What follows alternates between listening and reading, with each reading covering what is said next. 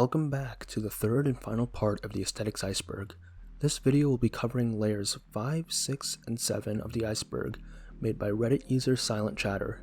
If you haven't seen either of the previous parts, I'll have them linked in the description. Also, remember when I said this would be the final part? I lied. After this, I'm going to make a supercut of all 3 parts of this iceberg combined into one massive video, so keep an eye out for that relatively soon. However, I decided to add a little bonus to that video. Silent Chatter made a very comprehensive list, but obviously he couldn't include all the aesthetics ever, so I decided to let you guys contribute to the culmination of the Aesthetics Iceberg. If there are any aesthetics you want covered which weren't in this iceberg, just leave a reply to my pinned comment down below. I'm going to try and release the Aesthetics Iceberg Supercut on the first anniversary of the upload of the first part on August 13th, 2022. So I'm going to be taking submissions for bonus aesthetics until July 31st, 2022. Like, anything you want, you can put down in that comment. Just make sure it's appropriate for me to talk about on YouTube. You'll see what's appropriate from the other topics on the list that I cover in this video. So yeah, after July 31st, I'll take a look at the aesthetics you submitted, and I'll make a bonus layer with that to be put in the supercut.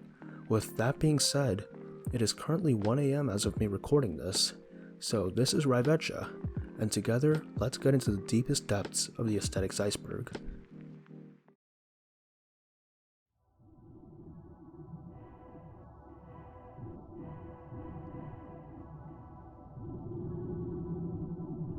Well, this is a rather unfortunate one to begin this layer with. Before I get into the explanation, since we're getting into the more darker and obscure topics, I think it would be a good idea to put out this disclaimer now. Whenever I describe topics containing sensitive subjects, especially political subjects, it is purely objective and for descriptive and informational purposes. It doesn't reflect any of my opinions and doesn't serve as an endorsement for the subject contained. With that out of the way, let's continue. Fashwave is an aesthetic which promotes hateful ideologies and practices like racism, anti-Semitism, and as the name suggests, fascism. Obviously, this aesthetic is used by online far-right groups, and it's seen as an attempt for them to recruit more people through the internet with these images. Vaporwave art is popular on the internet, so these groups either intentionally emulate Vaporwave to draw the attention of people who initially just want to look at Vaporwave art, or they just like Vaporwave themselves and make these edits for fun.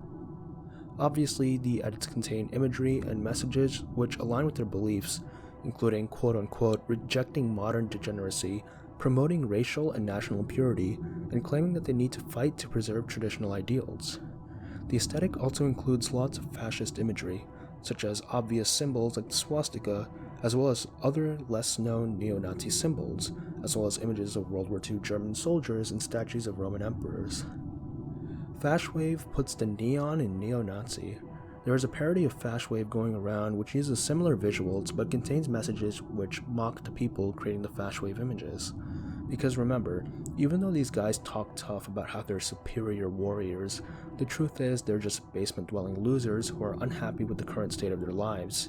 Instead of reflecting on how they could personally work to improve themselves, they instead blame their misfortunes on the current state of society and how certain groups of people took away what these losers think are their birthright.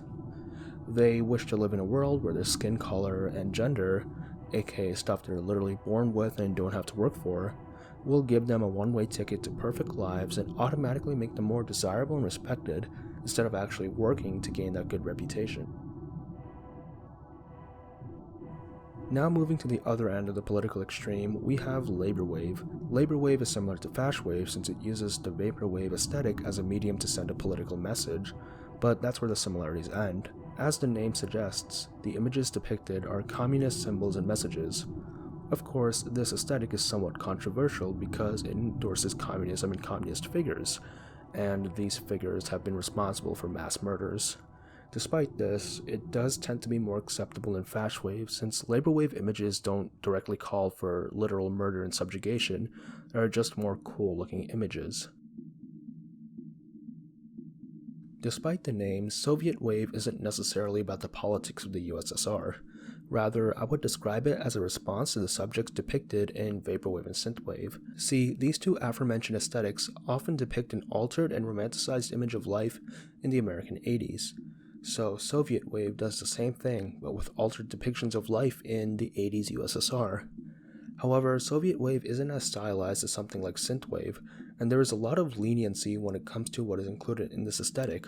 For example, I've just seen some good-looking pictures of Soviet buildings, or Soviet-style propaganda images included as part of Sovietwave. Obviously, this is a rose-tinted look and does not actually reflect life in the Soviet Union accurately. High School Dream is an aesthetic which romanticizes the social and visual life of American high school, specifically middle-class suburban high schools from the 80s. This includes settings like football fields, school hallways with lockers, and rooms like the library, auditorium, the gym, locker rooms, and just classrooms in general. This aesthetic also includes events like homecoming and prom. High School Dream is all about the nostalgic ideal of high school, about making friends and finding your friends and place in society. Therefore, a lot of the aesthetic includes the stereotypical social groups and clubs like the cheerleaders, football players, etc. This aesthetic can be most prominently found in coming-of-age teenage movies, especially older ones from the 80s like Breakfast Club. Void memes are a type of modern meme where the punchline is done through unsettling edits of subjects, typically characters who are edited to be high contrast, visually noisy, and overall disturbing. There definitely is a surreal and absurd nature to these memes. There are several different subcategories of void memes. The first is just surreal image edits, quite similar to Weirdcore except featuring this disturbing figure. The second are void comics, which take the surrealist horror of void memes and applies it to older rage comics. I actually have a video going in depth about this trend, so be sure to check it out. The final version of void memes is the most popular one, the video versions. These videos often include a clip, and after a punchline or just randomly during the video, the subject of the image abruptly changes to a voided distortion, with either ear rape or eerie music playing in the background. This is personally one of my favorite examples. Where are the aliens? Maybe they're among us.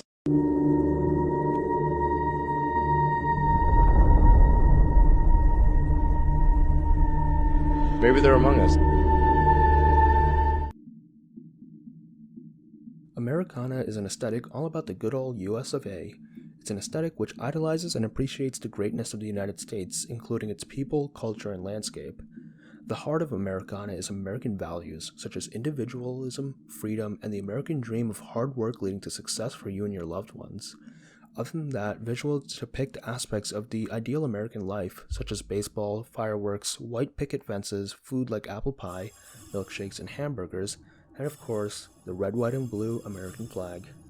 Other visuals include various American locations such as Route 66, various cities and landmarks, diners, all of the beautiful natural landscape found in the country, and even those small tourist destinations found in small towns in the Midwest. Those are like kind of weird. The aesthetic also looks back on the 1950s and 60s with rose-tinted glasses, as these were seen as decades where the US was at its peak. And as you can probably tell from my explanation, this aesthetic is a very one-sided look in America, especially with the nostalgia for the 50s and 60s, since back then if you weren't a white man who was relatively rich, life was kinda not that great to say the least. Kinda like with Sovietwave, the aesthetic only really shows the good parts of America, and I do appreciate it for what it is. I love this aesthetic, just keep in mind that it is ultimately a one-sided view. Hell yeah, brother. This is an aesthetic all about you and the boys. Crowcore is about boys, typically ranging from older teenagers all the way up to middle-aged adults. The aesthetic depicts stereotypical masculine camaraderie amongst men, with popular imagery being getting swole at the gym, watching the football game while downing some drinks, playing video games, doing the most insane and weirdest stuff with your roommates, and attempting to pick up women. A lot of the clothes of Brocore include stuff like muscle tees and gym shorts, because the gains never stop. One personal example which I think exemplifies this best is that my roommates and I have been making a game called Extreme Ping Pong over the course of the past few months. What initially started as us playing ping pong on the coffee table eventually expanded to have many insane rules and features, such as bouncing the ping pong ball off your head being a valid move, that it has basically become a brand new game.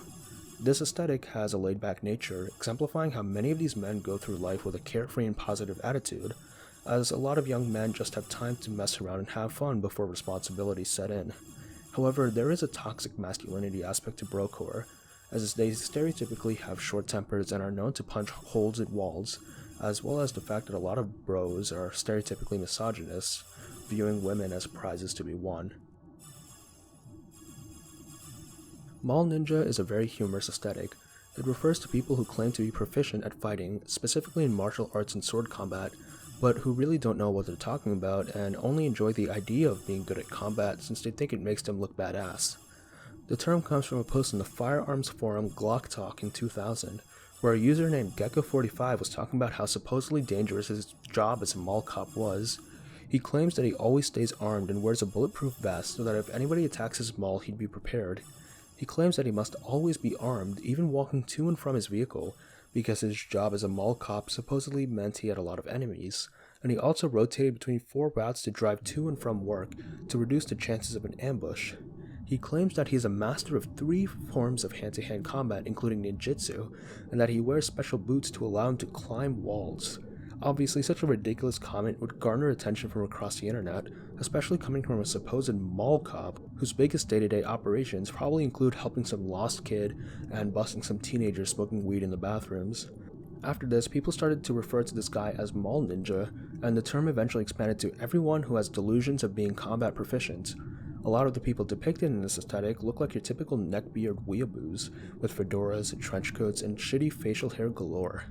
I say weeaboos because many people become interested in the idea of being good at katana fighting and other forms of melee combat because they see anime protagonists and want to emulate these cool fighters.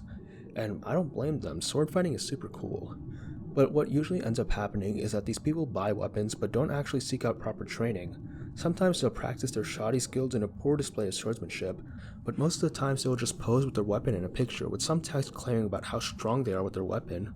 A lot of these edits are unintentionally hilarious and reek of insecurity, but I found this one guy to be pretty heartwarming. Just because you're cringe doesn't mean you can't be sweet as well. Urbancore is a depiction of low urban life in modern times. The wiki describes it as similar to High School Dream, but with urban life instead of suburban life.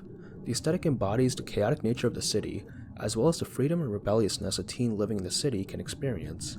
The visuals really bring justice to the term concrete jungle, because concrete structures dominate urbancore.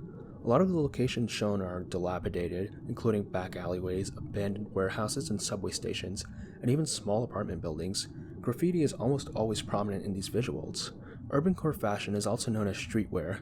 The actual clothes worn varies a lot, but it is always colorful and looks good. Some examples of common clothes include baggy pants, overalls, bucket hats, graphic tees, as well as chains. A higher end option is known as Hypebeast, which is basically the same thing except for the fact that there is more emphasis on branded materials, with the purpose being you wanting to show off that you can afford to buy expensive clothing. A cool aesthetic overall. Despite what the name implies, Crackhead has nothing to do with drugs. Instead, the aesthetic is about simultaneously being lazy and crazy. The visuals of the aesthetic are cluttered, disorganized, and nonsensical. It includes stuff like dirty rooms with trash everywhere, messy hair, and casual clothing with stains. Other types of images can include subjects that are nonsensical, yet humorous, depicting somebody who is acting absurd to be funny, either through their presentation or their actions. Lounge is a weird aesthetic to explain. It's supposed to be reminiscent of casinos and clubs, which are laid back, with smooth music and atmospheric neon lighting. The whole point is to be relaxing and casual, with a tinge of sleaze. This is shown through the clothing of lounge, Hawaiian shirts, tinted glasses, and uniquely colored suits. The most iconic part of this aesthetic is its music, which is used to this day in lobbies, airports, elevators, and grocery stores to invoke a calm feeling, and it's basically a good representation of the aesthetic as a whole. Another favorite aesthetic of mine, After Hours, is an aesthetic consisting of images of locations which are usually populated in the daytime, but showing them empty at nighttime, hence the name After Hours. It's quite similar to liminal spaces, but the difference is that this aesthetic isn't necessarily about transitory spaces, more just empty spaces. Obviously, this can mean physical spaces such as schools, streets, and parks at nighttime. However, the After Hours feelings extends to online spaces, typically those which were once popular but are now abandoned. because it's quite weird to log into a website or a multiplayer game and see a once bustling community now dead with nobody playing or posting. Solarpunk is yet another speculative fiction aesthetic. This aesthetic imagines a world where humanity has learned to coexist with nature harmoniously. The most iconic visual of Solarpunk is its vision of the city of the future, where there are still massive urban centers and skyscrapers, but ones that are designed to accommodate nature, incorporating plants and habitats into the architecture. Solarpunk is meant to be an optimistic view of the future, as opposed to Cyberpunk's pessimistic view. Solarpunk is futuristic in nature, with many depictions showing advanced technology. There's a lot of emphasis on visuals including DIY, reuse, solar-powered trees, and community. Imagine cottagecore, but futuristic on a grander scale. Ultimately, Solarpunk wants to dismantle the current system of consumerism and wastefulness created by corporations, and in its stead create a more communal society which produces less waste, ultimately creating a higher quality of life for both humanity and the environment. While I personally think the ideal form of Solarpunk is a tad unrealistic, there's a lot of good ideas here that we should try to implement. As opposed to the Solarpunk aesthetic, which is primarily a political movement about environmentalism, Lunarpunk just seems like another aesthetic about cool visuals. Well, this isn't quite the whole story, but I'll explain that in a bit. The visuals of Lunarpunk combine nighttime with the occult. Like Solarpunk, there's a lot of natural visuals, but rather than massive green skyscrapers soaring into the blue daytime sky, it's more intimate. Light is still prominent in this aesthetic, but in Lunarpunk it comes from starlight and moonlight, or the bioluminescence of insects and mushrooms. Common colors in Lunarpunk, of course, include the dark indigo of the night sky, but also lots of glowing blue and purple. And while I have been avoiding talking about this, Lunarpunk is also another aesthetic which imagines a futuristic society, like Cyberpunk. However, we can relate it to Solarpunk more efficiently. The best way I would describe it is that if Solarpunk is cottagecore but futuristic on a large scale, Lunarpunk is futuristic witchcore on a large scale. If Solarpunk describes a society revolving around ecologically aware technology, Lunarpunk describes a society revolving around ecologically aware spirituality. If Solarpunk shows us how taking care of nature fosters community, Lunarpunk shows us how taking care of nature fosters inner self-reflection. However, Lunarpunk as an aesthetic is still in its infancy, at least when compared to a lot of the other aesthetics we talked about. There's definitely work to be done in order for it to become a full-fledged aesthetic, and people are still building what it means to this day. Hustlewave is an aesthetic all about the hustle, or the grind to make money and pursue success. The root message of Hustlewave is that no matter where in life you are, if you pull yourself up by the bootstraps in a few short years, you're going to be a multi-millionaire CEO of a Fortune 500 company. The actual aesthetic images themselves can consist of motivational quotes and an image of a famous businessman over a background of a futuristic city. It's meant to convey the idea that this sort of personal motivation is what will drive technological innovation and progress. Basically, the people described in this aesthetic are the types of people who watch movies like The Wolf of Wall Street and unironically see Jordan Belfort as a role model. The aesthetic is basically just vaporwave but without any irony. Although while the whole grind and hustle mindset is everywhere on the internet, I actually haven't been able to find an example of Hustlewave with the vaporwave aesthetics anywhere except for the wiki entry. The only other places it was even mentioned are just other websites talking about the wiki. So it's either an extremely niche community or just something made up by the creator of the wiki entry. Vulture culture is an aesthetic revolving around taxidermy. It refers to people who take already dead animals, rather than killing them, and modify them for preservation. They usually stuff and preserve the whole body through taxidermy. However, other people just display the bones or even use the body parts of the corpse to make jewelry and other accessories. Pinning insects also is covered under this activity. Visuals of this aesthetic include lots of muted natural colors, animal skulls, dead trees, wildflowers, moss, and mushrooms. On the interior side of things, stuff like glass jars, cabinets full of body parts, mounted heads, and of course, taxidermied animals are common visuals. Dolly Kei is a Japanese fashion aesthetic inspired by antique Western dolls. These outfits, worn by all genders, usually feature darker colors, multiple layers, and lots of lace and embroidery. The aesthetic is known for its thrown-together look. There's a lot of mixing and matching between different clothing items which somehow all look together still. It really is successful in giving off that old gothic worn out doll look. Honestly, I may be wrong, but I just think the outfits look really comfy. If you remember Goblincore, Crowcore is extremely similar. Crowcore is an aesthetic with a natural theme surrounding it, but a bit more on the darker side than something like Cottagecore. Like Goblincore, Crowcore is about collecting small, broken, or lost trinkets found somewhere in the wild, whether it be the woods or the city. Typically, these trinkets are shiny because crows tend to collect small shiny things to keep. This can include coins, pebbles, and even small glass pieces. Besides that, there really isn't anything to the aesthetic that isn't common to all the other nature aesthetics. On the other side of minimalism, we have maximalism. And right off the bat, let me just say that I love this infinitely more than minimalism. As the name suggests, maximalism is an aesthetic mostly describing interior design, where your rooms are meant to be as busy as possible with the most gaudy and over-the-top furniture, paintings, wallpapers, and decorations. Maximalism often features lots of different, contrasting colors. Obviously, maximalism has always been around as rich people always use this type of interior design to flex their wealth. However, over the past decade, minimalism rose to prominence due to both changing preferences and practicality purposes. However, maximalism is making a comeback recently due to many people just getting tired of minimalism. Like explained all the way back in Layer 1, minimalism feels very cold, empty, and sterile, while maximalism is the opposite. It feels warm and lived in. Obviously, if I actually live within a maximalist house, I might start finding it too busy or cluttered, but as of right now, I do like it quite a bit. I should also mention that maximalism has a fashion aspect. The same principles apply, with the outfits being characterized by loud, bright, clashing colors, and some impractical choices, such as wearing an absurd amount of layers. You're going to have to be quite bold to pull this off, but if you pull it off right, it'll look really good. Exactly what it sounds like. Crystalcore is an aesthetic revolving around crystals or gems of any kind, in any shape or form. As for visuals, it's quite straightforward, it's just pictures of crystal gems. Obviously, when there are crystals, there are also beliefs of spiritual powers the crystals hold, so these spiritual ideas come across in the visuals of the aesthetic. While crystals are commonplace in many different aesthetics, an aesthetic just about crystals isn't something that's very popular, which is why it's this far down the list.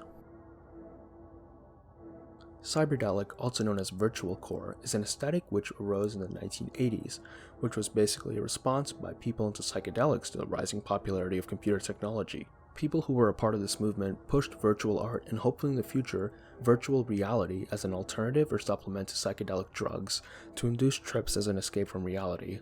While this initial movement died down around 2000 with the dot-com bubble burst, it's making a comeback recently, since VR technology has actually made it to the point where immersive worlds are possible and people actually want to escape from reality. The visuals have a nostalgic and childhood vibe to them, using bright retro colors and vintage graphics from around the PS1 and 64 era.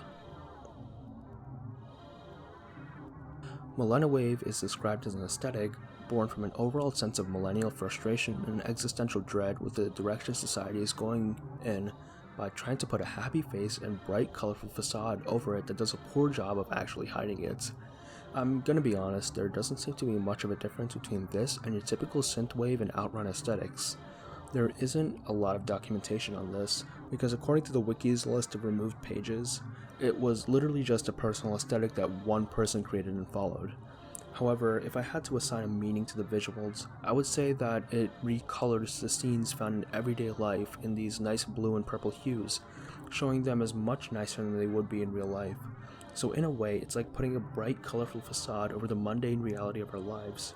But then again, that's basically just a gist of Vaporwave, so maybe that isn't the intention.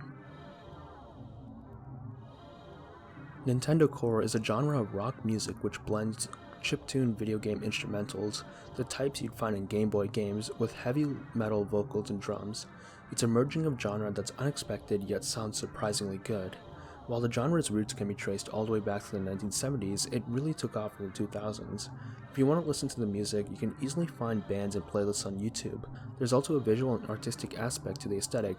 It's mostly just gruesome, realistic artwork of Nintendo characters. Basically, just imagine your typical metal band album art, but replace it with Nintendo or video game characters.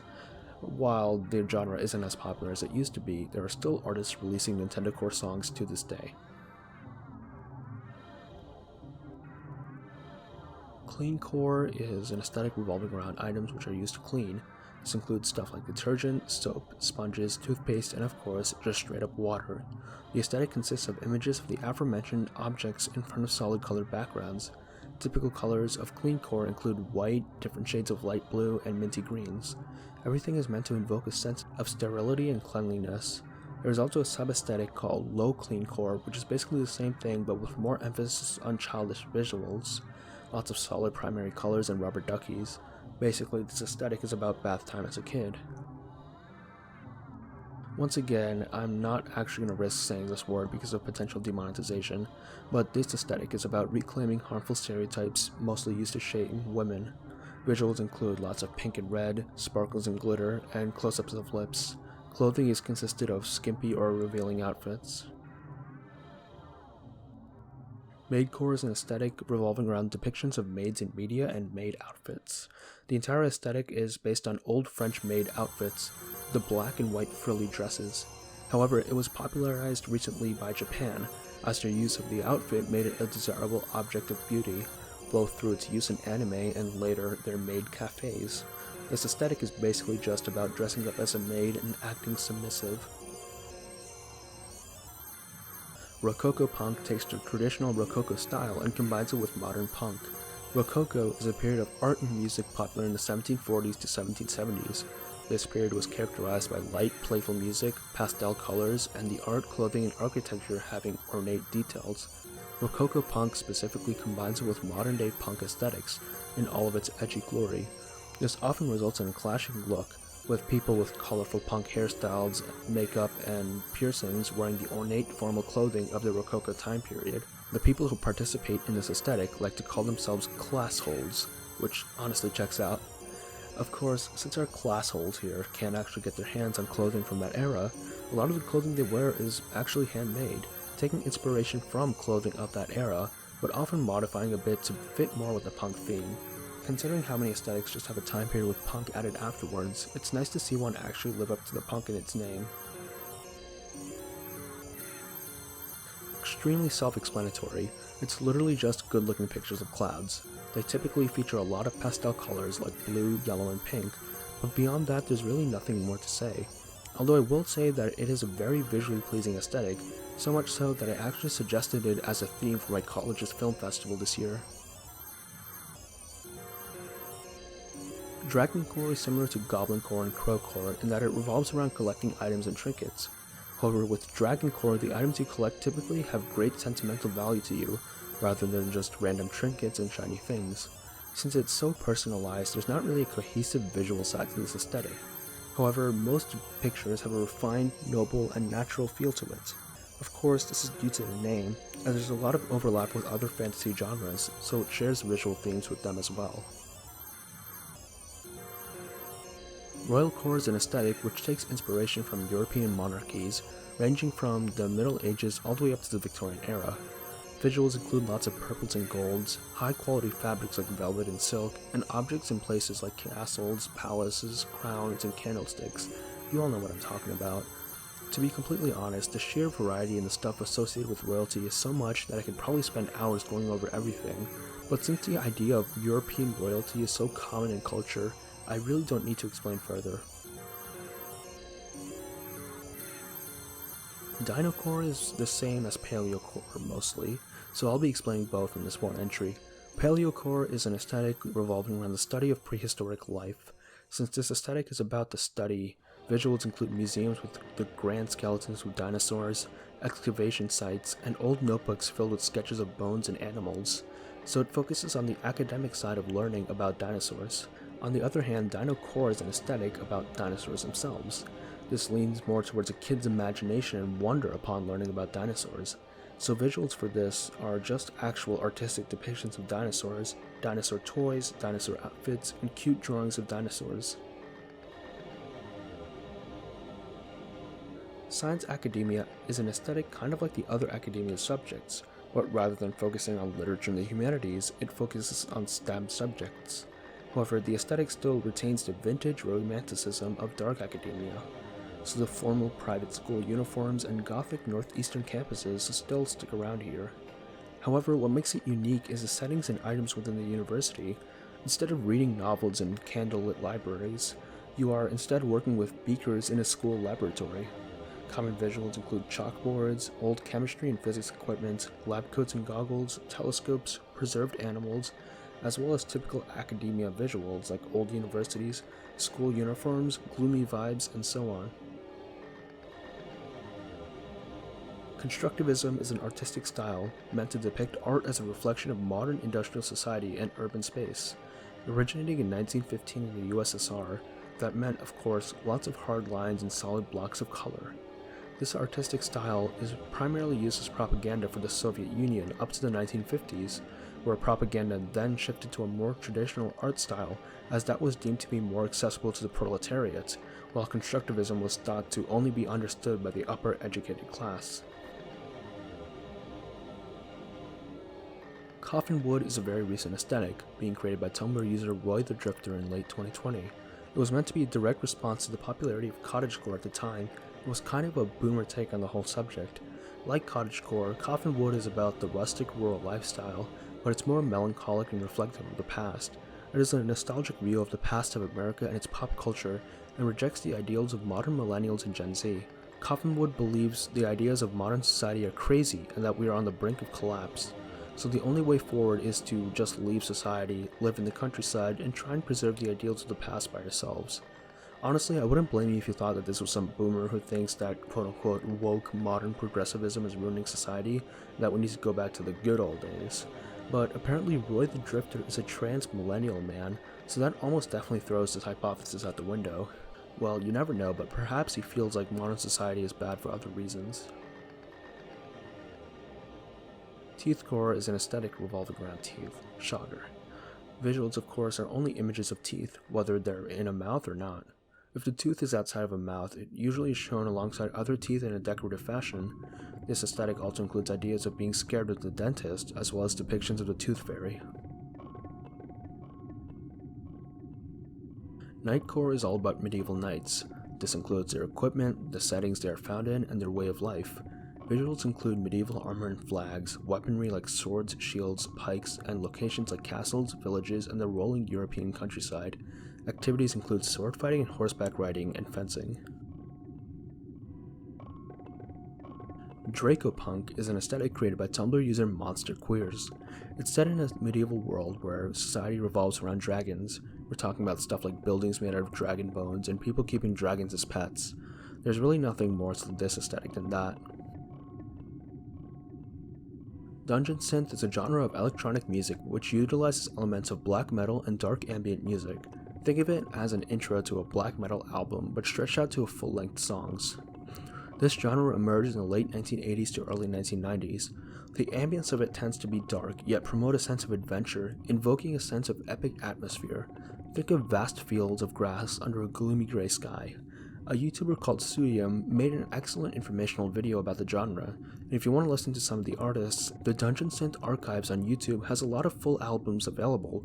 Visually, the aesthetic fittingly takes inspiration from vintage black metal album covers. Lots of grainy images of abandoned places or mysterious people, except of course in the case of Dungeon Synth, these locations and people are medieval. Honeycore is an aesthetic revolving around the homemade production and consumption of food items. Of course, it shares a lot of visuals with cottagecore, as the idea of this aesthetic is that you're living a quaint life in the countryside, making your own delicious food. The food includes honey, bread, pastries, waffles, and tea. Other visuals include flower fields, honeycombs, jars of honey, yellow and amber colors, and picnics. This aesthetic is basically if the food part of cottagecore became its own aesthetic. Very similar to the previous aesthetic, Jamcore is basically an aesthetic all about picnics. Visuals include outdoor picnics, the plaid pattern, glass jars filled with strawberry jam, picnic baskets and lemonade pitchers, and pies.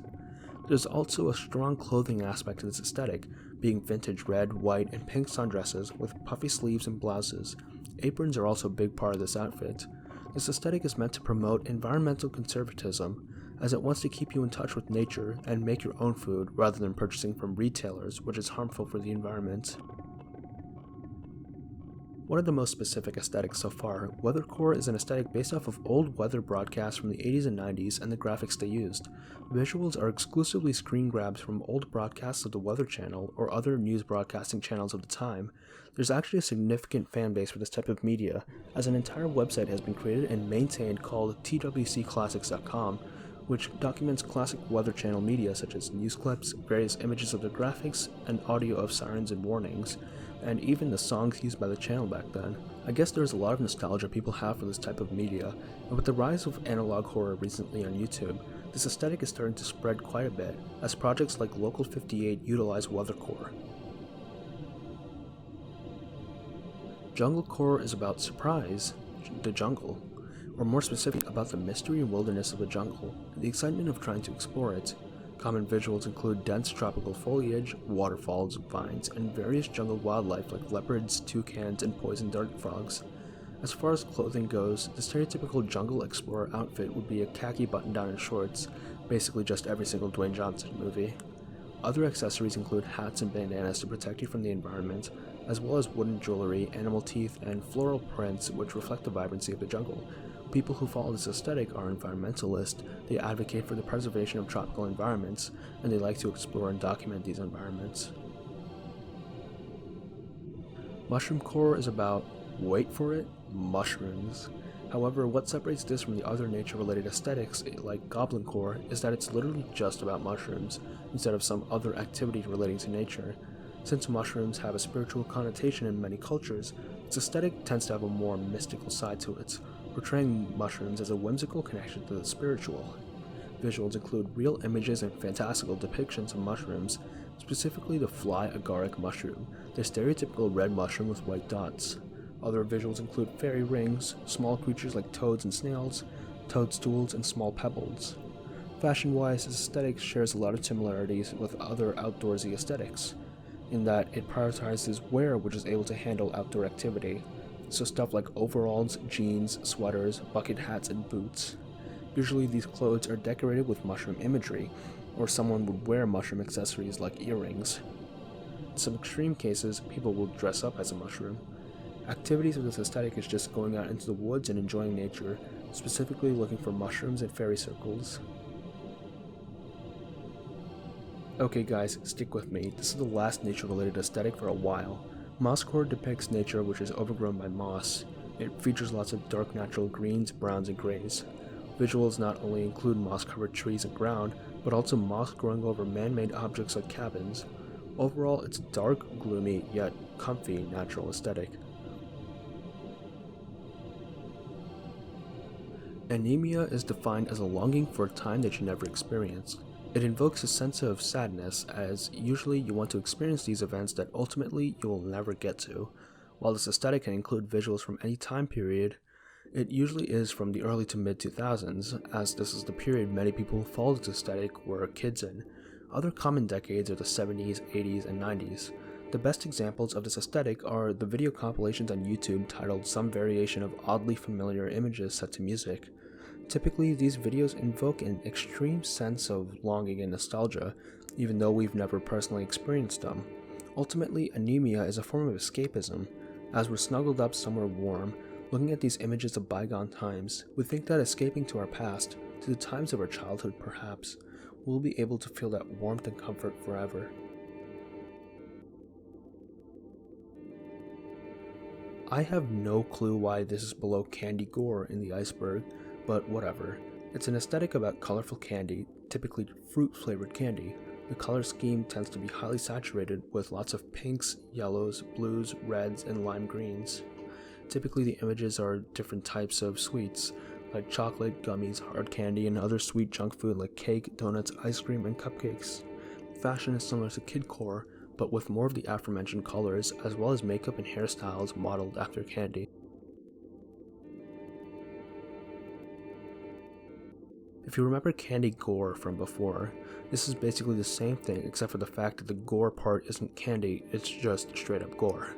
If you need a refresher, the visuals are drawings of typically cute anime style characters in pastel colors. The twist is that these characters have visible injuries, typically cuts, and there is blood and explicit gore showing. The stuff I'm probably going to show you is not going to be very intense because of YouTube's policy on showing blood, but there is much more out there if you choose to seek it. Another name of this aesthetic is pastel gore. Decora is a fashion aesthetic which first appeared in the mid-1990s in Japan and is primarily followed by teenage girls. It is characterized by over-the-top, bright, solid, or pastel colors and tons of layers and accessories. People wear multiple t-shirts, jackets, leg warmers, skirts, you name it. Plus, they add a bunch of accessories as well. Also common are face stickers, colorful makeup, and brightly colored wigs. There are a bunch of sub-aesthetics to this one. The first is Deco Den, which is basically the same philosophy applied to phone cases. People will take basic phone cases and customize it with their own paint, silicone, and other materials. This is quite popular with Japanese women of various ages, and you can find a bunch of tutorials online. Then you have Black Decora, a goth version of Decora, and Pink Decora, a version where people just wear shades of pink.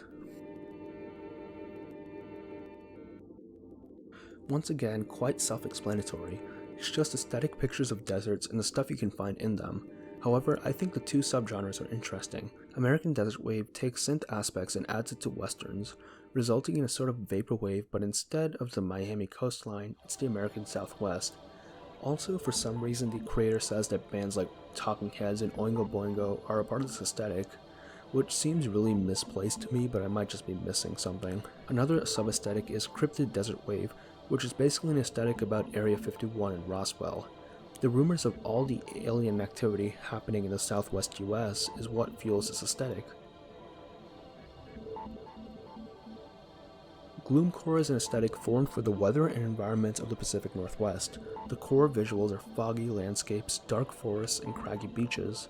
Despite how dark everything is, the goal of the aesthetic is to use the darkness to appreciate the peacefulness of your surroundings. Think about the forests filled with dark green foliage and grounds covered with moss, where you can hear a small stream trickle to the side. And think about walking on a beach of soft sand, the gray waves crashing against the crags. It really is a vivid image which promotes introspection and deep thought. It is for this reason that this is one of my favorite aesthetics that I covered in this project. Grand Millennial refers to millennials who have decided to take after the style of older America, or their grandparents' time, hence the name. This is done both through clothing and the interior design of their living spaces. For example, a home would feature needlepoint pillows, tacky patterned wallpaper, lampshades, old quilts, fine china, and porcelain. On the other hand, people themselves would wear vintage clothing like crocheted sweaters, chained reading glasses, lockets, and old dresses, basically stuff your grandma and grandpa would wear. And of course, activities are typical old people activities like knitting, mahjong, and pickleball. Basically the same thing as Grand Millennial, but with actual old people. It's meant to show how the ideal grandparent is caring and innocent, yet still has the wisdom and experience that comes with their age. This aesthetic is divided into categories for grandmothers and grandfathers, but the visuals and clothing, like I said before, is just the same as Grand Millennial. Another age-related aesthetic, Tweencore, is about replicating ourselves when we were tweens, or the ages 10 to 12 typically. It's specifically tailored for girls, but I personally think a lot of the experience is universal. You remember being that age. You weren't just a little kid anymore back then, right? You were in 5th grade, top of the pecking order, and you were going to go to middle school with all the big cool kids. You were going to get your own locker and have to move between classes. It was nerve-wracking, but awesome to be growing up. And you couldn't wait to grow up faster, to finally reach that age of 13, when you were finally a teenager, which is basically grown up, right? Oh, younger me, how foolish you were to want to become an adult instead of cherishing your limited childhood. Yeah, I guess that's the inherent irony behind its aesthetic. The whole point of it is to reminisce upon and try to recreate this era in our lives when we were younger as some form of escapism, when the era we're trying to recreate was defined by our want to grow up into teenagers and adults. It's funny reminiscing upon our perception of age. We always think that we're mature, but looking back, it's funny to see how immature we were. Like when I was in kindergarten, the 5th graders sitting in the back of the bus were basically cool, rebellious teenagers in my eyes. And now currently, 13-year-olds are basically the same as 2nd graders to me.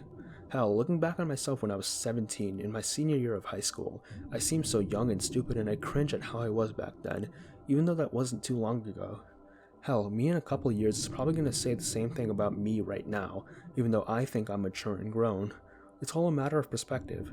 I'm sorry for going on this tangent, I just found this thought kind of funny. Moving on to the aesthetic, it tends to have a mid to late 2000s vibes, since the people who follow this aesthetic were likely preteens in that time. The visuals and vibes take a lot of inspiration from popular Nickelodeon and Disney TV shows at the time, such as Hannah Montana, iCarly, and so on. You know, shows aimed at kids about fictional, idealized lives of famous teenagers. I guess the fashion is just stuff you could find at Justice in the 2000s. I think you've got a good idea of what this aesthetic is at this point. Moving on, we've got Rangercore, aka just being an absolute badass. Rangercore is about the Ranger class in fantasy, from medias like Lord of the Rings and D&D. It's all about being self-sufficient and strong, yet a kind force for good and balance in nature. The visuals include lots of nature, specifically tracking animals and hunting. Rangers typically use weapons like short swords, daggers, and bows. They are almost always found on horseback. The fashion includes leather armor, a long hooded cloak for protection from the elements, and fingerless gloves. So basically just imagine Aragorn for this aesthetic, and who doesn't want to be Aragorn? Warmcore is defined as related to things which are nostalgic and make people feel warm and fuzzy inside. However, it really just seems to be a mix of cottagecore and golden hour. It's just the idea of frolicking about in a field of long grass as the golden sunlight warms your skin. Personally, I think the overlap between this and other aesthetics is too great for it to constitute its own thing, but people seem to like it, so there's that. Yet another very similar aesthetic to something previously done, so I'm going to spare you the explanation. It's just about the life of American settlers in the Great Plains. If you remember the American pioneers aesthetic from a couple layers ago, it's the same exact thing, just without the covered wagon. Memphis Design refers to the extremely popular graphic design trend from the 1980s. Seriously, when you think of 80s design, Memphis Design is what will pop up in your head. It consists of lots of bright, saturated colors like orange, yellow, lime, and sky blue. Patterns like zigzags, polka dots, color blocking, stripes, squiggly lines, and solid colored shapes overlaid on top of each other are also part of this aesthetic. The style was created in 1981 by the Memphis Group, a group of 22 artists, architects, and interior designers. They blended retro looks from the 1950s, Art Deco, and pop art to create this new style. Initially, it was poorly received because everybody was still used to how drab and brown 70s interior design was, which was due to the backlash against colorful hippie culture and also probably all of the cigarette smoke. This was by design though, as it was meant to challenge the status quo. However, as the 80s went on, Memphis Design became very popular, and it even stuck around a bit in the 90s, albeit with more pastel colors. Taco Bell had it everywhere back in the 90s, and David Bowie even had a huge collection of furniture designed by the Memphis Group. Currently, this design is making a resurgence. I honestly have no clue why techwear is this low, as it's one of the new trending fashion aesthetics. And by that, I don't mean that people are actually wearing techwear clothing, it's just that a lot of people think it would be cool to wear techwear clothing. I described it as the fashion side of cyberpunk all those layers ago, but I guess it warrants its own entry. Maybe the reason why it's so far down is because this iceberg was made a while ago, and it only became popular recently? No matter the reason, techwear is a fashion style intended to be functional, futuristic, and sleek at the same time. It is characterized by an all-black color scheme with some white bits somewhere, and it features a lot of pockets and straps, baggy shorts over compressors, hoodies, masks, caps, and sneakers. It's meant to be the outfit of a dystopian future rebel, but honestly the prices contradict this message. You either have to pay some store upwards of $100 to get your hands on a single piece of clothing, or you can get it for cheap at Shine, because they're a fast fashion company who can only sell for cheap due to allegedly terrible working conditions. Considering cyberpunk is a warning about exploitative corporations, there is a tragic irony here. Virgo's Tears is about the contrast between the vast infinite of the cosmos and how insignificant and fragile life on Earth is in comparison. However, we should find inner beauty in that fragile life inspired by the cosmos and bring that beauty out, because in the end it is all natural beauty, whether it be small or vast. The fashion style is quite unorthodox, as it is about finding your inner beauty and displaying it outside in layers, as a transition between the small flower and the vast universe. So it is a very impractical style, trying to mix both flower and space themes into one outfit. While it still needs to be fleshed out a bit in my opinion, the idea of Virgo's tears is very nice.